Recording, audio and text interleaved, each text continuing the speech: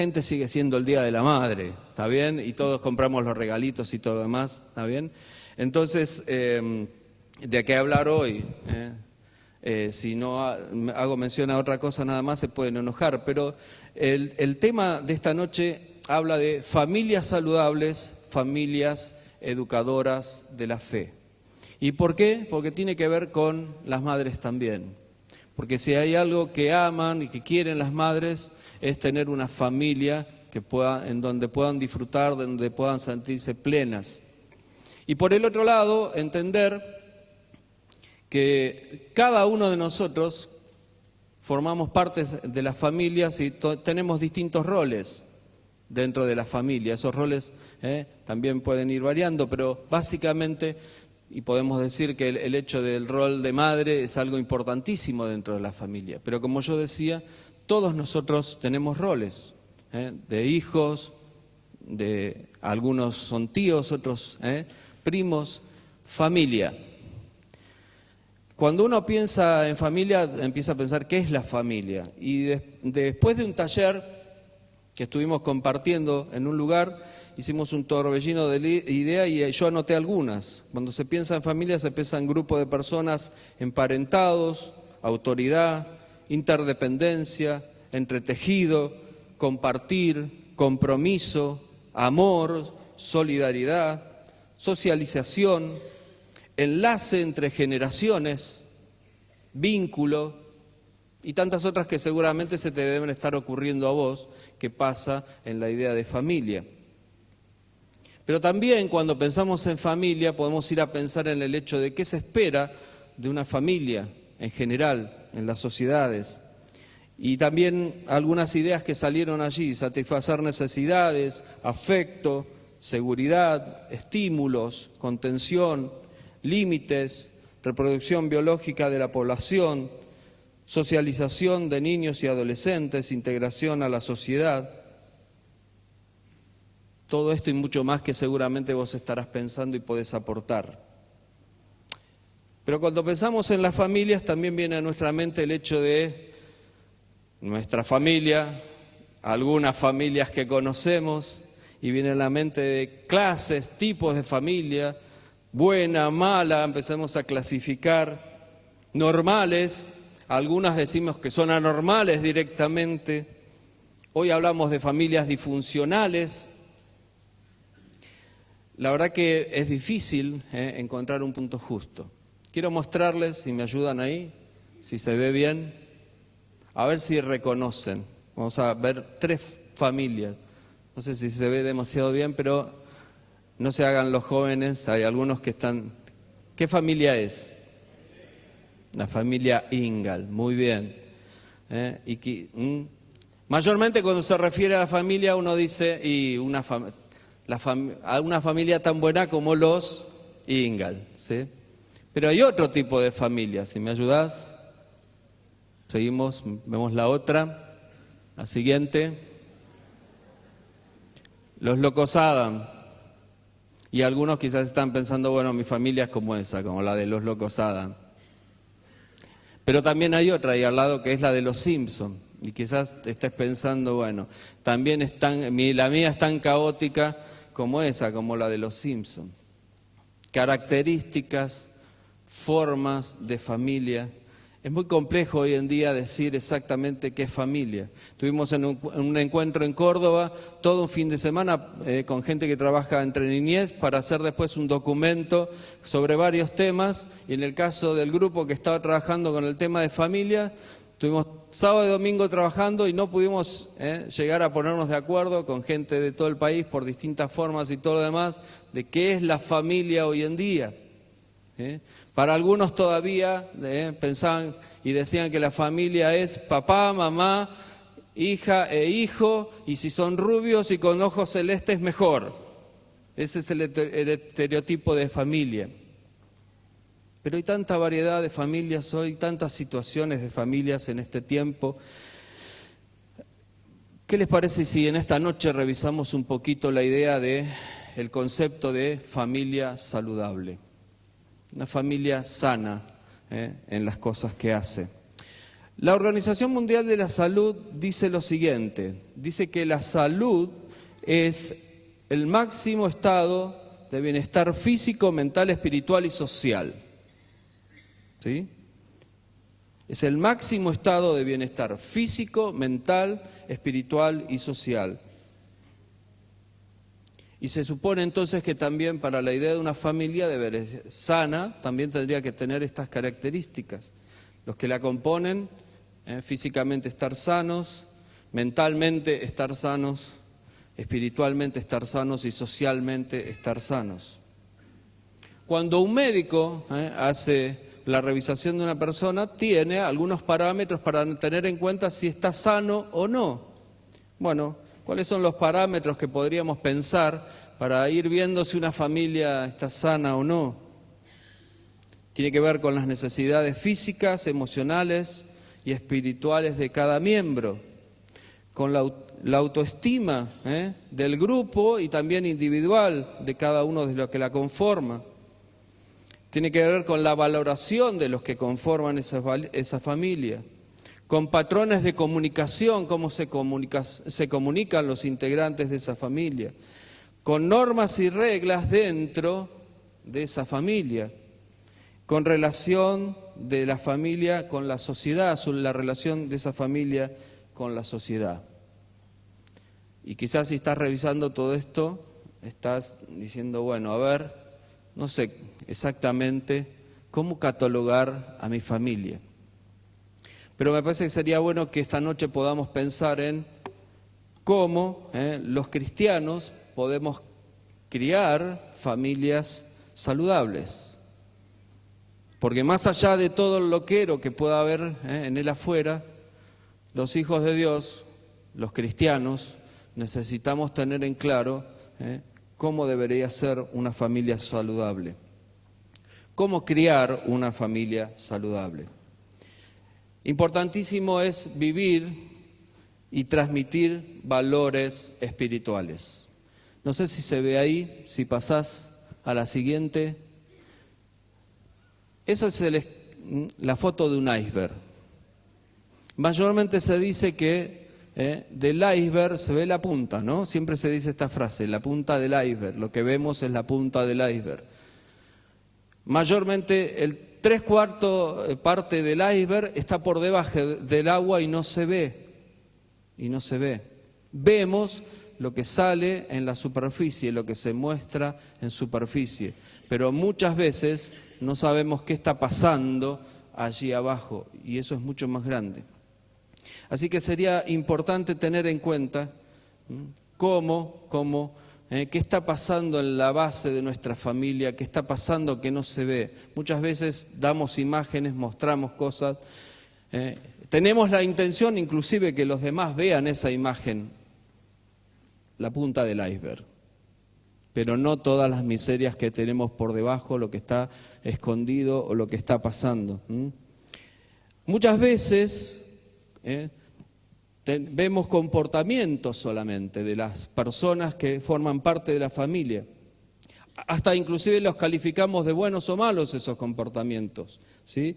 Pero tenemos que tener en cuenta que los buenos o malos comportamientos tienen que ver con las conductas de cada una de las personas y en qué creencias y valores están basadas. Lo que vemos son las consecuencias y las acciones, pero todas nuestras acciones, todo lo que hacemos, tienen que ver con nuestras creencias y con nuestros valores. Creencias en realidad son como un lente a través del cual nosotros podemos mirar todo lo que pasa en el mundo. Definen qué vemos y qué no queremos ver, esas creencias. ¿Y qué hacemos de nuestras percepciones de acuerdo a esas creencias? Están en el centro de lo que somos y dan el sentido a nuestra experiencia. De acuerdo a nuestras creencias, seguramente vamos a ir actuando la vida y según ese lente vamos a ir mirando todas las cosas. De nuestras creencias dependen nuestros valores. La verdad que cuando se habla de valores, lo primero que decimos es que nosotros tenemos que vivir bajo los valores cristianos. Ahora, muchas veces se escucha en este tiempo decir, bueno, pero en estos tiempos no hay valores. Pero ¿saben qué? No es así. La mayoría de las sociedades están basadas en los valores judeos cristianos. Lo que el enemigo ha logrado en estos tiempos es lograr antivalores. Lo que hay hoy en día son antivalores. No es que esta sociedad se ha vaciado de valores, sino que está usando valores contrarios a los valores de Dios. Pero nosotros, los hijos de Dios, debemos tener en claro cuáles son nuestras creencias, qué es lo que nos motiva y cuáles son los valores por los cuales nos movemos. Y deberíamos tener en claro que esos valores tienen que ver con el reino de Dios y no con otra cosa. Valores que en general, por otra parte, como decíamos, mucha gente declama, los ponen hasta en las constituciones de los países, pero que después no se llevan a cabo o se dejan de lado. Pero los hijos de Dios tenemos que pensar en esos valores: amor, paz, justicia, perdón, solidaridad, confianza. En 1 Corintios 13:13 dice, y habla justamente de 3 valores que son permanentes. Si avanzamos, 1 Corintios 13:13 dice, 3 cosas durarán para siempre: la fe, la esperanza y el amor. Y la mayor de las 3 es el amor. Fe tiene que ver con confianza. Nos conecta con Dios y con sus recursos, con sus promesas. La palabra de Dios dice también que sin fe es imposible agradar a Dios. Esperanza es un valor orientado hacia el futuro. Es el oxígeno ante el estrés y la ansiedad. Miren qué gran consejo. ¿Estás estresado? ¿Estás con ansiedad por algo? La esperanza es como el oxígeno para esto. Es necesaria para reparar los daños en las relaciones. Sin esperanza no se puede restaurar lo dañado. Cuando se abandona la esperanza, cuando no tengo esperanza, no puedo restaurar lo que está dañado. Por eso hoy en día vemos constantemente tanto maltrato y tantas otras cosas, porque vivimos en muchas cosas en un pueblo desesperanzado. El amor va más allá de lo que es un sentimiento, deberíamos tenerlo claro. No tiene que ver solamente con el cariño y los mimos, sino tiene que ver con la voluntad, la disciplina, el autocontrol, el perdón, la paciencia. Deriva de Dios el amor, porque Dios es amor. Hay una cosa que siempre charlamos y uno se da cuenta rápidamente. A veces le pedimos a los niños que amen, y pedirle a un niño que ame a otro si no ha sido amado es casi como imposible. Si no fuiste amado, si no fuiste valorado, difícilmente puedas amar. Así que, como nos ha pasado a todos, lo primero que encontramos en Dios cuando llegamos a Él es valoración de parte de Dios y empezar a disfrutar de eso que no teníamos, de alguien que nos ame profundamente. ¿Y por qué hoy en día podemos decir que de alguna manera hago gestos de amor? Porque Dios puso en mí amor. Esta es la carencia mayor que tiene la gente hoy en día. No puede amar a otros porque no sabe cómo hacerlo, nunca ha sido amado o es carente del amor. Amar es proteger y proveer. La verdad que este sería toda otra charla, ¿no? Las maestras, los psicólogos lo saben muy rápidamente, ¿no? Área nutritiva, y todo lo que tiene que ver con la legislación en la cabecita de cada uno de los chicos. Pero amar es eso, proveer y proteger. ¿Y dónde se aprende esto? ¿Dónde se aprenden todas estas condiciones? ¿Dónde se aprenden todas estas creencias? Bueno, según lo que Liliana leyó en la Biblia, allí en Deuteronomio dice claramente que se aprenda ¿de dónde? En el hogar. En el hogar. Dice la palabra, no voy a leer todo el texto de nuevo, pero algunas cosas que quiero remarcar. Deuteronomio 6, voy a leer la versión 60, ahora ella leyó internacional. Esto pues son los mandamientos, estatutos y decretos que Jehová vuestro Dios mandó que os enseñase para que los pongáis por obra en la tierra a la cual pasáis vosotros para tomarla, para que temas a Jehová tu Dios, guardando todos sus estatutos y sus mandamientos que yo te mando, tú, tu hijo y el hijo de tu hijo, todos los días de tu vida, para que tus días sean prolongados. Oye, pues, oh Israel, y cuida de ponerlos por obra, para que te vaya bien en la tierra que fluye leche y miel, y os multipliquéis, como te ha dicho Jehová, el Dios de tus padres. Oye, Israel, Jehová vuestro Dios, Jehová uno es. Y amarás a Jehová tu Dios de todo tu corazón, de toda tu alma y con todas tus fuerzas. Y estas palabras que yo te mando hoy estarán sobre tu corazón.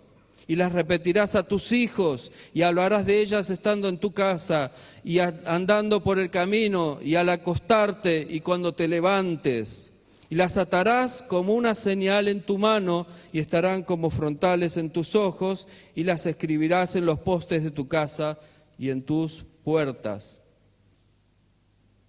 El hogar, la familia, es el donde se debe transmitir todas estas creencias, pero lamentablemente hoy se ha transferido la enseñanza de la fe, de la vida cristiana, del hogar a la iglesia. La iglesia es la responsable, los demás son los responsables, pero la palabra de Dios no dice eso, dice claramente otra cosa. Fíjense que hasta inclusive las decisiones sobre la fe, moral, profesión, por citar algunas cosas, se han dejado a cargo de la escuela, los medios de comunicación masivo, compañeros, vecinos, a veces algún ente religioso, pero no el hogar. Tiramos eso para otro lado como diciendo alguien que se haga a cargo de todo esto. Esta es la realidad, esto es lo que vemos. La importancia de la fe y la fe transmitida dentro de la familia. Concepto de esto. Desde el Génesis, Dios muestra claramente el hecho de que el hombre ha sido creado justamente en una pluralidad. Lo creado desde el principio para ser un ser no solo, sino ser alguien en sociedad, un social. La humanidad tiene su núcleo básico, ¿en dónde? En la familia. Por más que se hable de muchas cosas, la mayoría de las comunidades tienen el núcleo básico en la familia. Los grupos que dicen ser distintos y todo lo demás, ¿qué es lo que quieren tener? La idea de familia. Porque es el núcleo básico que Dios ha formado. En el Antiguo Testamento, justamente, Dios instala leyes y resguardos para mantener la familia como la base de la vida de su pueblo. La palabra señala que la familia era y debe seguir siendo, sobre todo, el centro de la instrucción religiosa. Era y debería seguir siéndolo. Un ejemplo que me parece que es muy práctico. El ejemplo de la Pascua. La Pascua, que era el rito quizás más importante para los judíos, y sigue siéndolo, en él no se necesitaban ni sacerdotes, ni el templo, ni nada de ello. ¿Dónde se llevaba a cabo la Pascua? En el hogar, en la casa. Allí no se necesitaba nada de todo esto. todo ese ritual muchas veces comenzaba con algunas cosas que se hacían, y después de la rotura de la segunda copa, la estructura era que uno de los hijos, el mayor, preguntaba, ¿sí? Hacía esta pregunta que era de rutina: ¿por qué esta noche es diferente de las otras?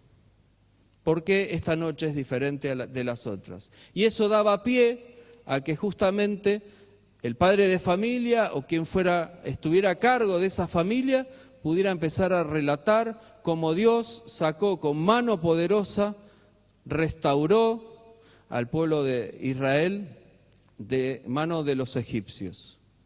Y dice que eso se hacía constantemente y de generación en generación. ¿Pero dónde se hacía ese ritual? En la casa. No se necesitaba ni el templo, ni el sacerdote.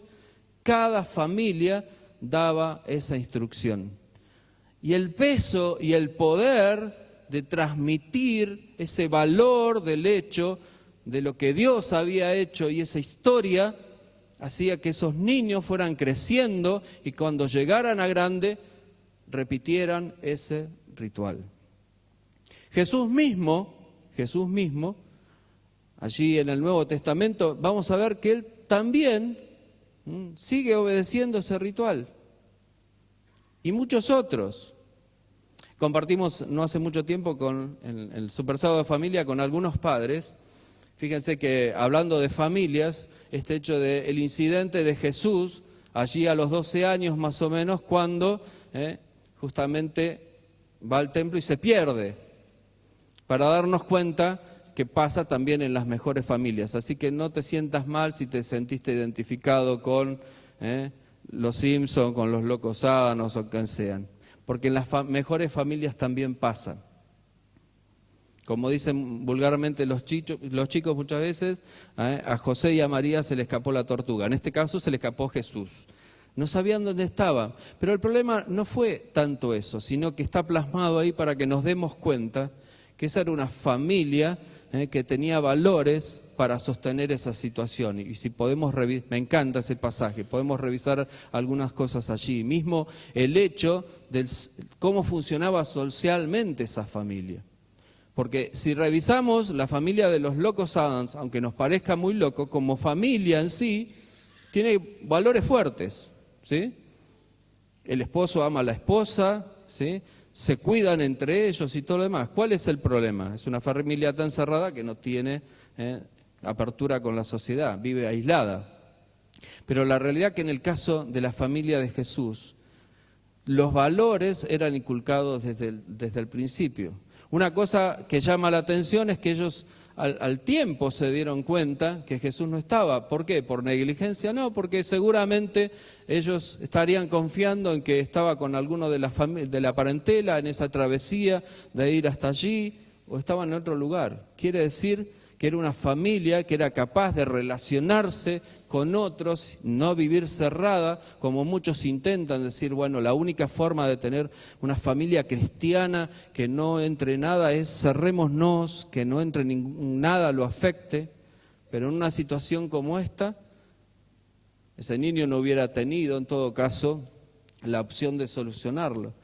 Se expresaban las cosas que se sentían. María misma le dice a Jesús, ¿qué nos hiciste?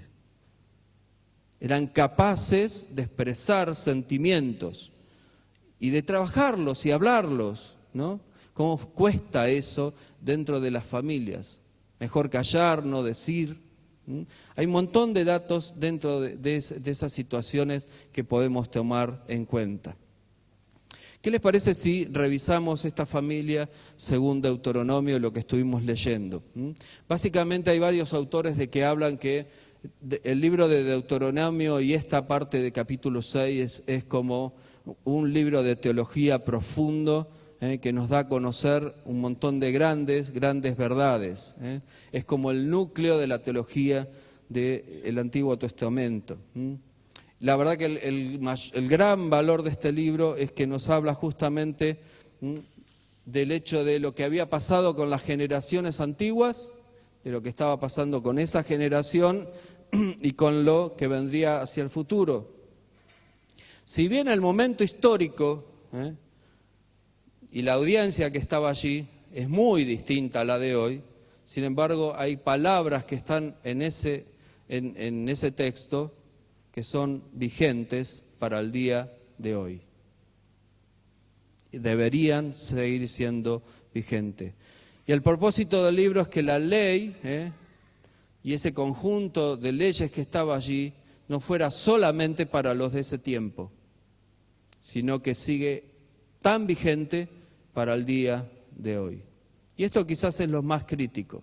Claro, vivimos una sociedad relativa, todo es relativo, entonces la familia tiene que hablar de la palabra de Dios en términos relativos. La Biblia no dice eso. La palabra de Dios es igual ayer, hoy y será igual mañana, no cambia. Y estos son los términos que instala aquí Deuteronomio. No hay otro libro en la Biblia que hable tan profundamente y ponga en el centro de la escena a los niños, a los adolescentes y jóvenes para ver qué hacer con ellos. La mayoría de las preguntas hoy es: niños, ¿qué hacemos? Nos agarramos los pelos. Jóvenes, ¿qué hacemos con ellos?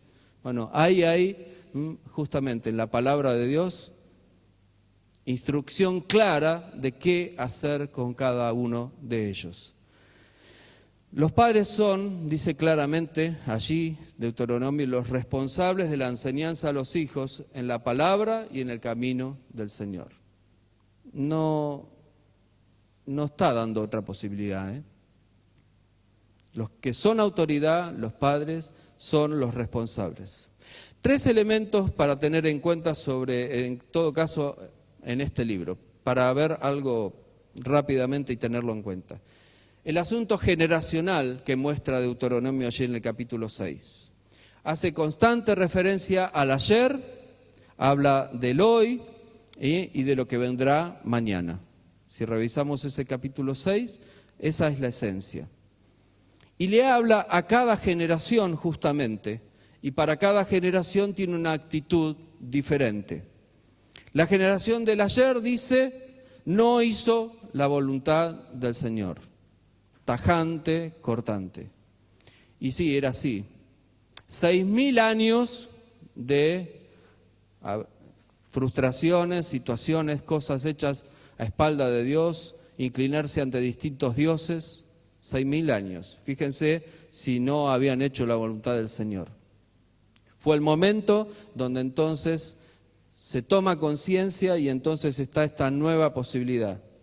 Cuando habla de la generación presente, habla del hecho de que está a prueba. Los del ayer fracasaron. Para la generación de ese tiempo, a los cuales el libro le hablaba, y lo que se menciona allí, dice que está a prueba. Y cuando le habla a los de mañana, dice que dependiendo justamente de la enseñanza de los del hoy, y con las decisiones que tomen en el mañana, podrán ser fieles o infieles. Ahora lo que llama la atención es esto, el hecho de que los que vendrán mañana tienen mucho que ver con las cosas que nosotros le enseñemos hoy. Como padres, la verdad que a mí me carga mucho esto, pensar que como padre yo soy responsable de la herencia que le dejo a mis hijos, en cuanto a los valores que les traspasé, las cosas que les enseñé. Porque ellos después van a accionar con todo lo que yo les dejé como bagaje. Por supuesto que después van a tener que decidir ellos. Pero si no les dejamos un buen ejemplo, si no les hemos mostrado una buena enseñanza, los condenamos de alguna forma al fracaso. Por eso es tan importante lo que Deuteronomio nos muestra del hecho de tener claro cómo fue el ayer, las situaciones que han pasado, de tanta gente que ha fracasado, cómo es el hoy, qué nos planteamos para este tiempo y qué vamos a enseñar entonces para el futuro. Si vamos a quedarnos con la mediocridad de las cosas que pasan hoy o vamos a respetar lo que Dios dice y pase lo que pase, vamos a enseñar las verdades de Dios. La relación de Dios con su pueblo, dice, dependerá de la actitud de la vida del mismo pueblo. Dice Dios que Él está dispuesto a derramar bendiciones. ¿Cuándo? Cuando haya obediencia. Obediencia y fidelidad. Lo que el Señor espera de cada uno de nosotros es obediencia y fidelidad. Y si es así, hay un montón de promesas en la palabra que hablan del hecho de que Dios está dispuesto a derramar un montón de cosas, pero depende de nosotros. Lo segundo que se ve tiene que ver con el concepto temporal en todo caso, ¿sí?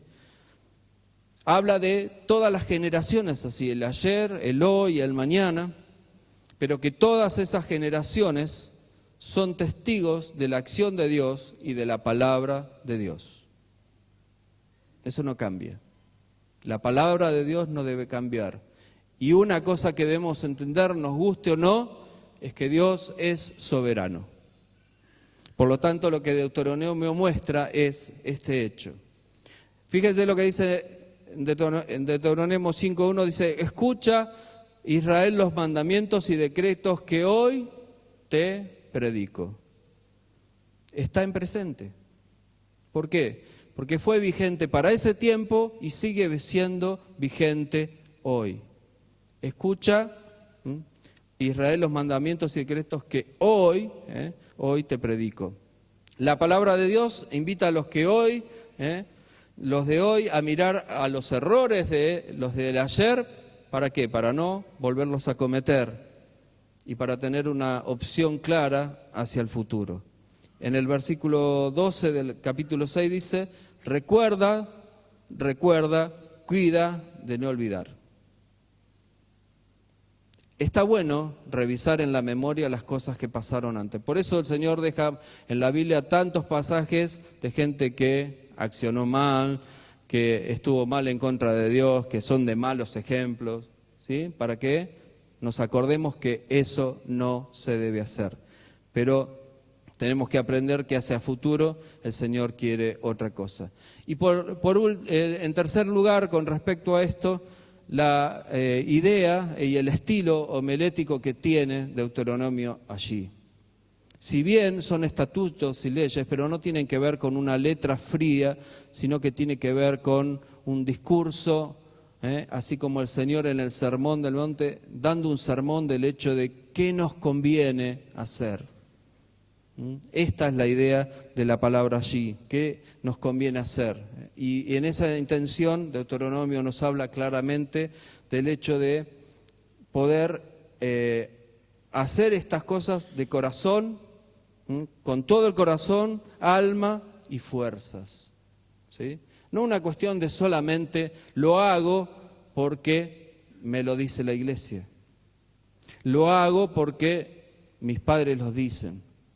Si hay un desafío para este tiempo, para la iglesia y para las familias, es criar hijos que lleguen adolescentes y que sean jóvenes y cuando sean adultos, que tengan decisiones propias, autónomas, convicción. Últimamente escucho muchas veces, bueno, no lo hago porque la iglesia no dice que no. O, ¿qué dice la iglesia con respecto a esto? ¿Qué dice la iglesia? ¿Qué dice el Señor? ¿Qué dice la palabra de Dios? Convicción para decir que no, porque estoy convencido de que eso no debe ser. Aún si los líderes de la iglesia se están equivocando. Convicción. Me parece que este es el mayor desafío que tenemos en estos tiempos. Desarrollar en aquellos que están creciendo espiritualmente convicción. Si hay una cosa que marca justamente aquí Deuteronomio y denota un problema, que es la tendencia del hombre. ¿Y cuál es? La desobediencia. Esta mañana justamente hablaban algunos y decían el hecho de, bueno, a todo nos pasa y las cosas de todos los días y yo fracaso. Pero siempre que revisamos nuestros fracasos, ¿a dónde caemos? En el hecho de decir que fuimos infieles y que desobedecimos. Tenemos la gracia de Dios, gracias a Dios, gracias a Dios. Pero dice la palabra de Dios, no está ahí en el texto, pero me viene a la mente ahora en 1 Juan capítulo 2, hijitos míos, no pequéis, pero si alguno hubiera pecado, abogado tenemos para con el Padre. La segunda parte del texto nos encanta, tenemos a Jesús como abogado. Pero Juan ya allí, ancianito, dice primero, hijitos míos, no pequéis. Ser fieles, no desobedecer. Después se acciona la gracia de Dios. Fidelidad al Señor y educación en el hogar van tomados de la mano. No se pueden desligar esas dos cosas. Fidelidad al Señor, convicción, como yo decía antes, y educación allí en el hogar, con reglas claras y con la palabra de Dios para solucionar todos los problemas, es algo que debe estar claro. El pasaje justamente marca un triple compromiso de enseñanza, pedagógico, lo podemos llamar. Lo revisamos. Hacia uno mismo, dice, las palabras que hoy te digo quedarán en tu memoria. Las atarás a tu muñeca, como te digo, serán en tu frente una señal.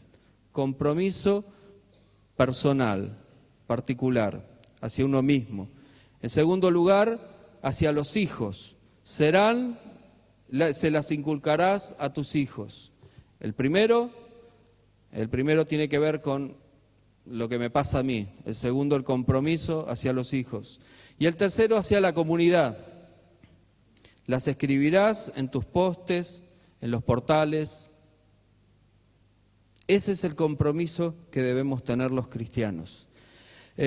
También hace una énfasis en marca lo siguiente, para una enseñanza clara del texto. Miren, acompáñenme en este pensamiento. Recepción de la enseñanza, escucha las palabras, puesta en práctica de la enseñanza, amarás al Señor, versículo 5, apropiación de la enseñanza, quedarán en tu memoria, versículo 6, transmisión de la enseñanza, se las inculcarás a tus hijos, versículo 7, repaso de la enseñanza, hablarás de ellas, las atarás en tu corazón, las escribirás, versículos 7 y 9. Esta es, de alguna forma, la base de la forma de enseñar en estos tiempos. Miren, ya Deuteronomio la marcaba hace muchísimos años. Tiene que ver con recepcionar la enseñanza, puesta en práctica de la enseñanza. Todos los valores están aquí. Por otro lado, otra cosa que deja en clara que podemos revisar es la acción de cada uno. Los padres son los emisores del mensaje, los hijos los receptores. La palabra de Dios el contenido, porque dice estas palabras. El lugar, ¿dónde? Como venimos hablando, el hogar. El tiempo, toda la actitud humana habitual. Y esto me encantó cuando lo copié, porque este pensamiento no es mío. Toda la actitud de la humanidad habitual. Muchas veces entendemos que cumplir la palabra de Dios y hacer las cosas que Dios nos dice es en algunos ámbitos, o algunos momentos, o algunas situaciones. Todo tiempo, todo momento, todo lugar. Desde que te acuestes hasta que te levantes. Todo tiempo, todo momento, todo lugar. Soy cristiano, soy un hijo de Dios. Tengo que enarbolar las banderas del Señor. No solamente cuando me pongo el traje, ahora bien no es tanto así, pero y llevo la Biblia bajo el brazo y que me miren y ¡ay, va un cristiano! Todo tiempo, todo momento. Algunas enseñanzas para el hoy. para este tiempo, algunas cosas para tener en cuenta. 2 puntos que me parece que son fundamentales: contenido y lo que tiene que ver con el lugar. Ya lo venimos referenciando. Contenido de lo que enseñamos en el hogar, la palabra de Dios.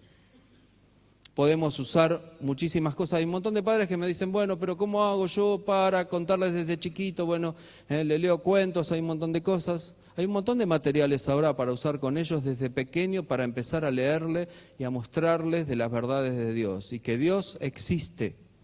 Es un concepto que se debe instalar desde muy pequeño. Contenido, la palabra de Dios. Y como decíamos antes, el lugar, el hogar. Quizás la romántica creencia de que teníamos que en otros tiempos los cristianos estábamos lejos del mundanal ruido. Miren qué frase.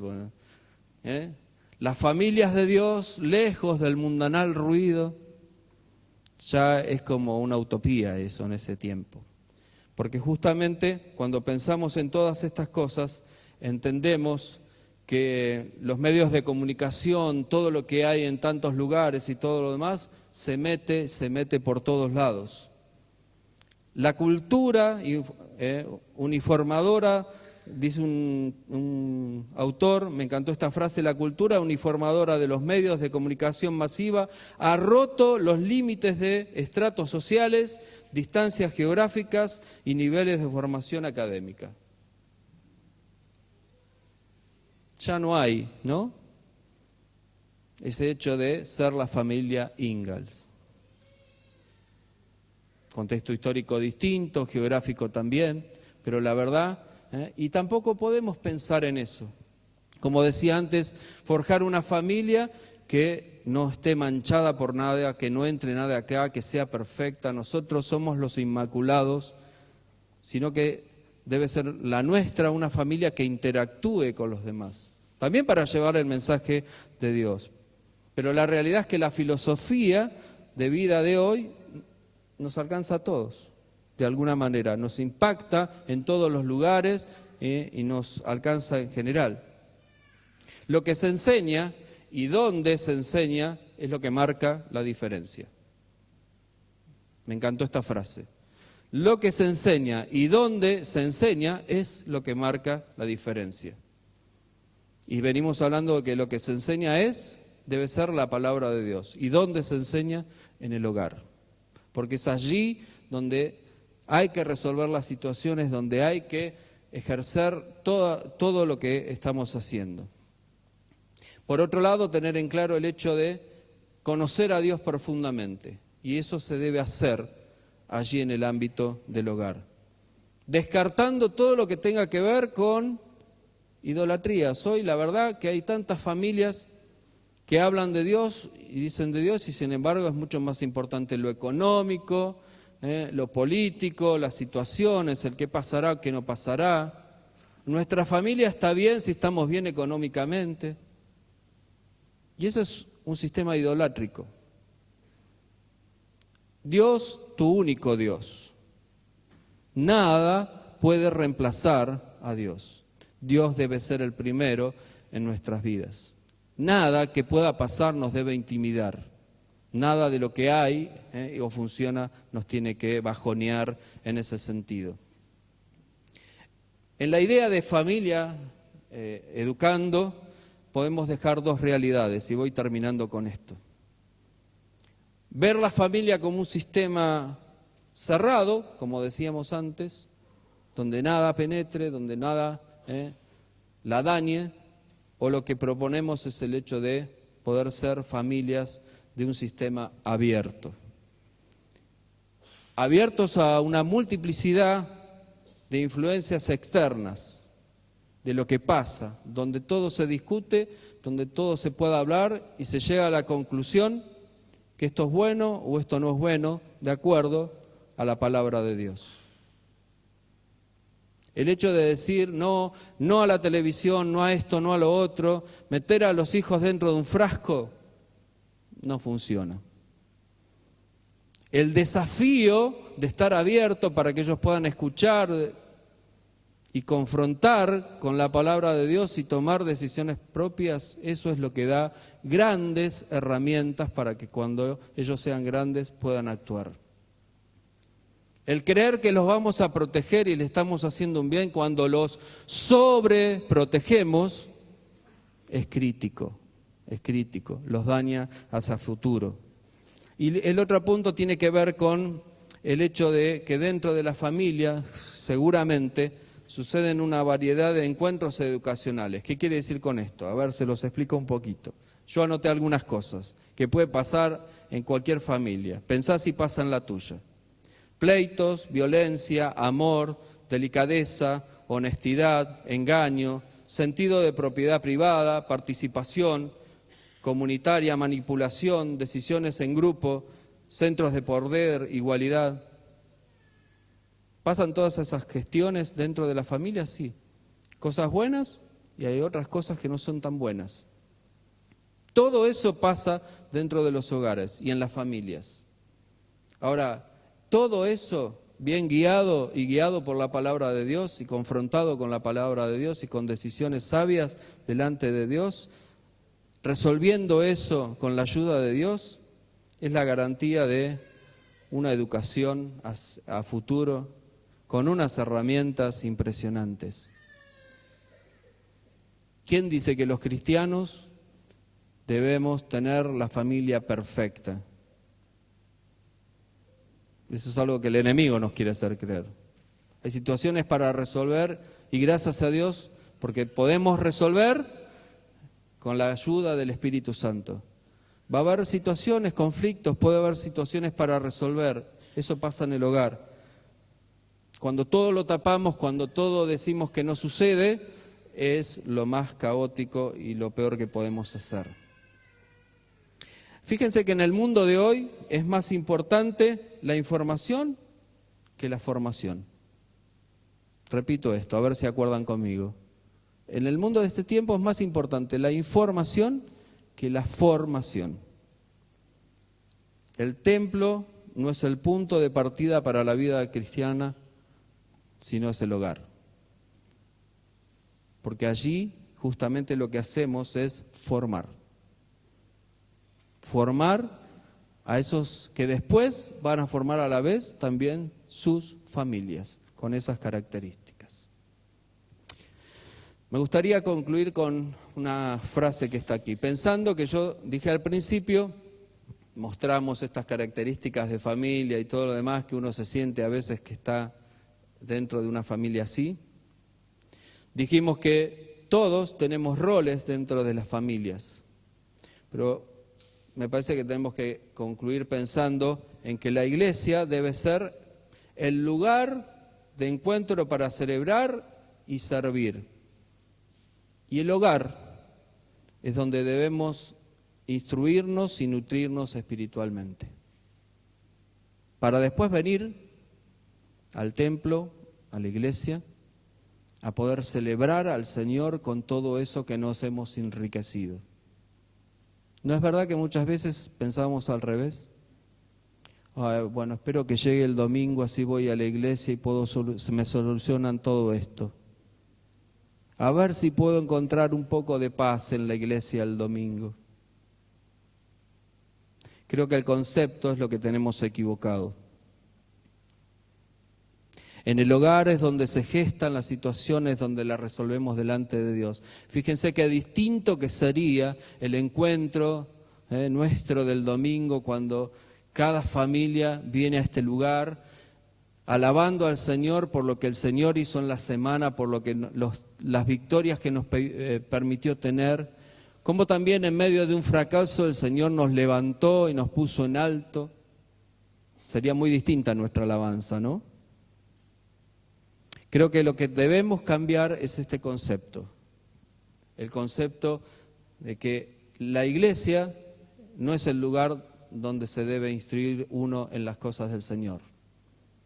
La Biblia dice claramente que es otro el espacio.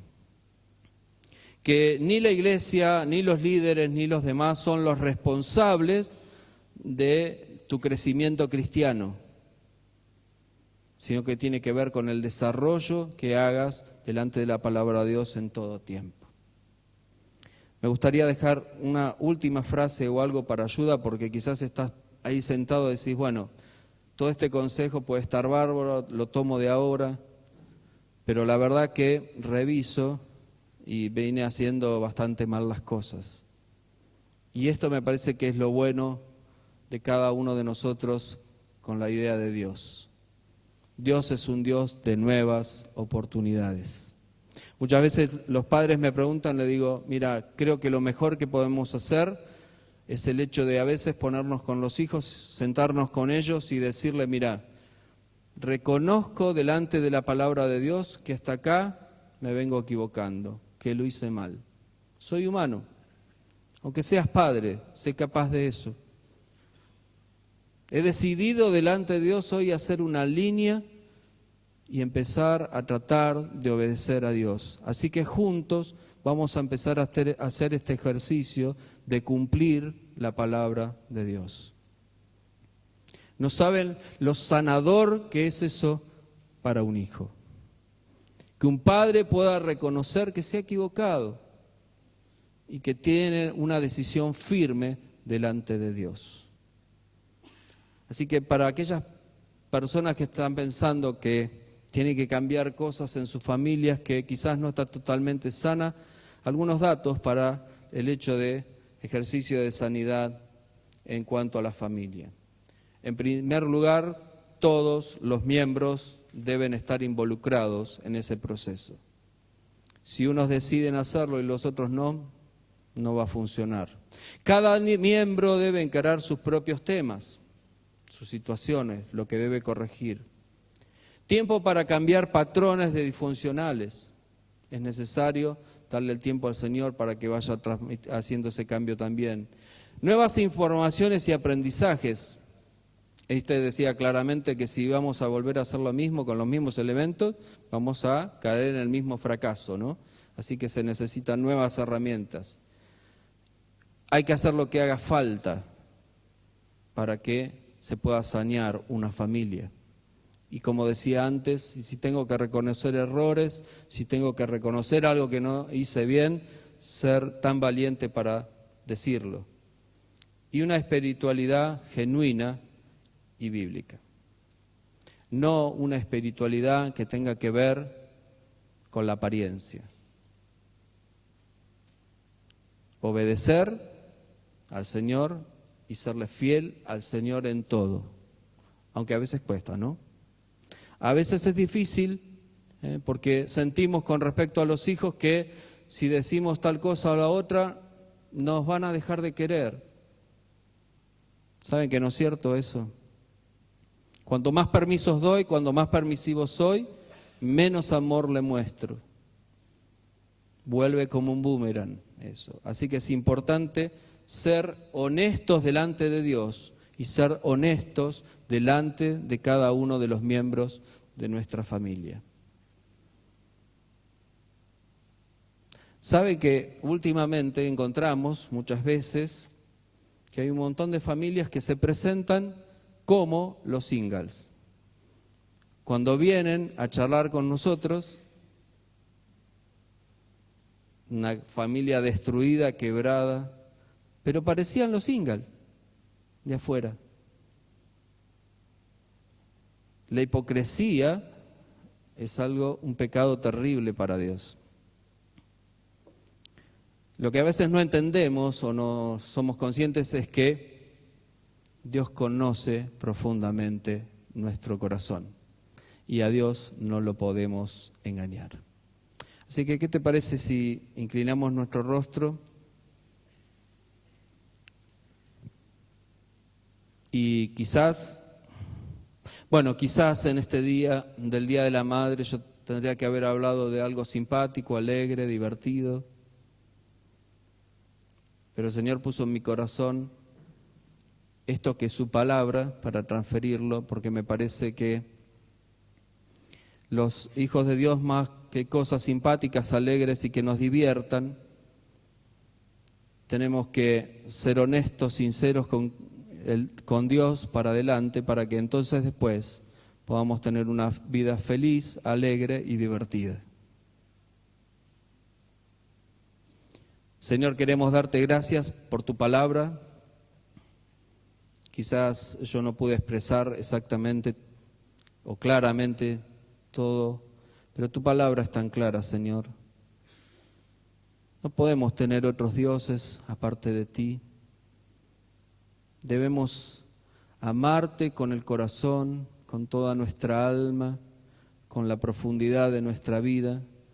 Amarte de tal manera, Señor, que haga que pase lo que pase alrededor, los tiempos, las situaciones, las influencias sociales, esto que nos rodea, esta sociedad que nos rodea, que todo es relativo. Señor, ayúdanos a que nuestro compromiso con vos no sea relativo, Señor.